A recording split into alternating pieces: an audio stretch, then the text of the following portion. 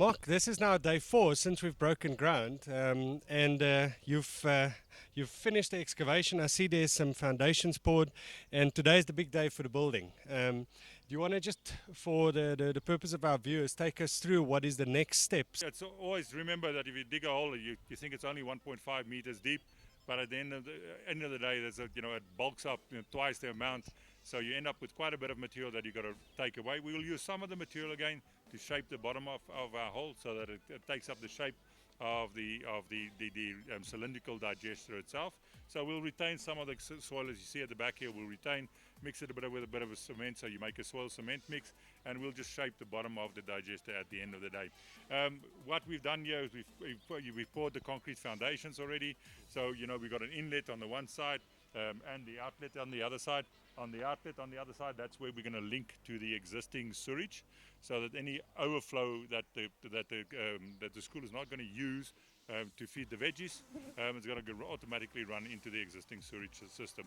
So what you can see here at the moment is they've just set up all the brickwork, so the construction will start this afternoon, and hopefully by tomorrow afternoon the actual physical construction will be finished. Then we plaster and waterproof the inside of the 2 manholes, and then then it's a half an hour to actually fit the BioBag at the end of the day. So it's a lot of work to get here, but once you're here, reaching the goal line is fairly quick and simple at the end of the day. Mark, and just a couple of questions. Our actual feeder unit, that's 1 meter by 1.5, and you built that pipe into that feeder unit at the bottom. What about the risk of leaks and stuff around that pipe? What do you do with that? Yeah, normally we seal the inside. There's different products that you can use to seal the inside of your digester. Actually quite interesting, because of the action of the feedstock as it's decomposing. It actually naturally goes into the crevices and stuff, and actually eventually, especially if you're using manure, it sort of naturally seals it at the end of the day. But I'm a civil engineer, and you want to do the thing correctly. So what we do is we seal the inside of the manholes with a Coprox or a bitumen tar sealant or whatever the case might be, and then the front wall where the inlet pipe and the outlet pipe goes in, we do that a double skin brickwork, in other words a 9-inch or a 220 wall, so that the pipe is firmly fixed, and that adds to the waterproofing around it. And then we just with the waterproofing, we just make sure that we got a fillet that we seal around it. It's only got to be waterproofed from the inside, because the bag provides the waterproofing on the outside. Yes. So the sleeve, the actual BioBag itself, it's got a sleeve that gets very tightly pulled over the pipe, and it's got 2 clamps that clamps it in place, so there's no chance that it can leak at that point in time. So the waterproofing only really needs to be done on your inlet manhole and on your outlet manhole. Your integrity as far as waterproofing is concerned of the digester itself is inherent in the thick material and the quality of the bag itself. I see the foundation, you've poured it across the length of the biogas bag. That's just for this specific installation that you're doing a wall, and for the safety of the children. But usually it's not necessary to incur those costs. Yeah, no, absolutely. I think there's different way of doing it. The preferred way to do it is to do the way we're doing it here. Okay. So because then the bag is protected from the environment. You got no sticks and stones and sharp objects that could potentially over time damage the bag. But in many rural applications where you're very far from your source of builder's warehouse or bricks and mortar, then we simply excavate in the existing soil. If it's not too stony and too rooty, that's got a lot of material in it. What you can do there, what we recommend you do there, is actually use some of the excavated material, sieve it a bit, add 10% cement into it, and actually just shape the inside of your hole, just so that you get a smooth surface for your bag. Because at the end of the day, there's not a lot of movement at the bottom 2/3 of the bag, but where your gas inflates and come out, there is a bit of movement. And if you've got a irritating sharp stick on the side and that moves over time, you potentially will damage the BioBag. So ideally you want to build it and encase it into a pond-like structure, but not necessarily. It depends on on location to location. I think let's give the guys a chance to finish the building, and then we'll pop in again a day or 2 from now. Great stuff. Okay.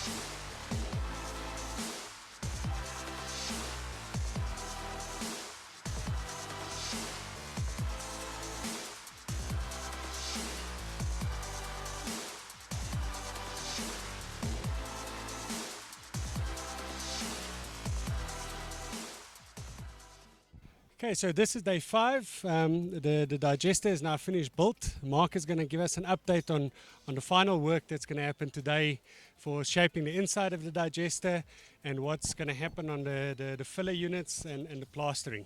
Mark? Yeah, morning, Wally. Yeah, no, it's quite nice. We've progressed quite nicely in the past few days. It's basically the construction side of things is basically done. What we're doing here, the background is Sam is we're just taking a bit of soil and cement to actually shape the bottom of the digester. Because remember, the bag that's going in there is a cylindrical bag, so it's round. So all we're doing at the bottom of the digester, we're just taking a bit of some of the soil that we've taken out, mixing it with a bit of cement, and actually just form the bottom of it.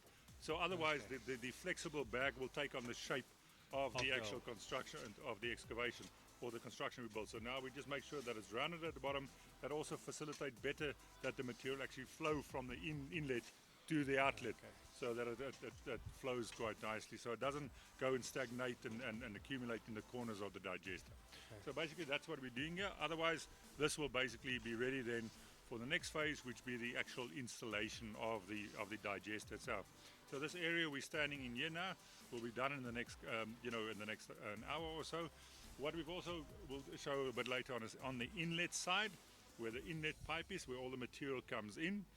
What we will do is we'll just shape the bottom of that inlet manhole a little bit with concrete, bench it so that when you throw material in, it sort of automatically slides and flows into the bag. We're only doing that at the inlet side because the outlet side, the outflow out of the outlet side is going to be liquid. That will be a slurry that we'll show a bit later on. Then we got the macerator, so we create a slurry from all the material that we put into it. But on the outlet side, it'll be a liquid. So there, we simply got an outlet pipe, a normal 110 millimeter waste pipe. That at a certain level, we will put in the outlet waste pipe. That will simply, by gravity, when the level of the water rises above the inlet of the pipe, it will simply run out and go into the existing sewage system.